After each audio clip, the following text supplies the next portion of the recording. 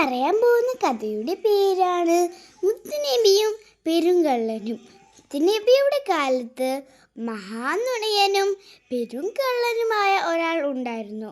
മോഷണം, പിടിച്ചുപറി, മദ്യപാനം, അടിപിടി മുതലായ എല്ലാ ദുശീലങ്ങളും അയാൾക്കുണ്ടായിരുന്നു.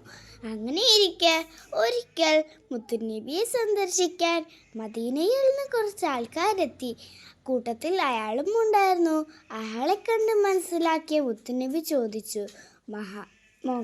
മകനെ, നിന്റെ ഏതെങ്കിലും ഒരു ദുശീലം നിനക്ക് മാറ്റാൻ നീ തയ്യാറാണോ? മുത്തുനബി പറയുകയല്ലേ. അയാൾ അത് സമ്മതിച്ചു. ശരി, ഇനി മുതൽ നീ കളവ് പറയരുത്. മോഷണവും പിടിച്ചു നിർത്താൻ പറഞ്ഞിട്ടില്ലല്ലോ. ഇനി ഒരിക്കലും ഞാൻ കള്ളം പറയത്തില്ല.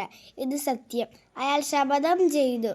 അതോടെ അയാൾക്ക് അതൊരു വലിയ പ്രശ്നമായി തീർന്നു. നബിയെ കണ്ട് തിരിച്ചു പോകുന്ന വഴിയിൽ അയാൾ ഒരു വലിയ ഈന്തപ്പഴത്തോട്ടം കണ്ടു.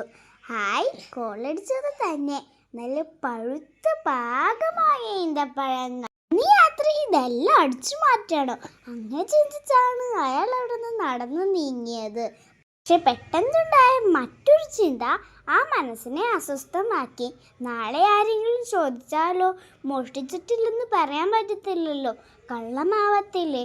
കള്ളം പറഞ്ഞാൽ മുത്തുനബി ശപിക്കും.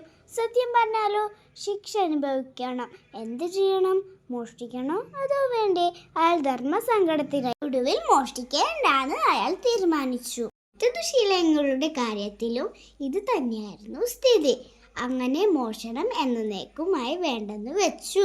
ശിഷ്ടകാലം അധ്വാനിച്ച് നല്ലയാളായി ജീവിക്കാൻ തുടങ്ങി. എങ്ങനെയുണ്ട് കൂട്ടുകാരെ? നിങ്ങൾക്ക് എൻ്റെ കഥ ഇഷ്ടപ്പെട്ടില്ലേ? അസ്സലാമു അലൈക്കും.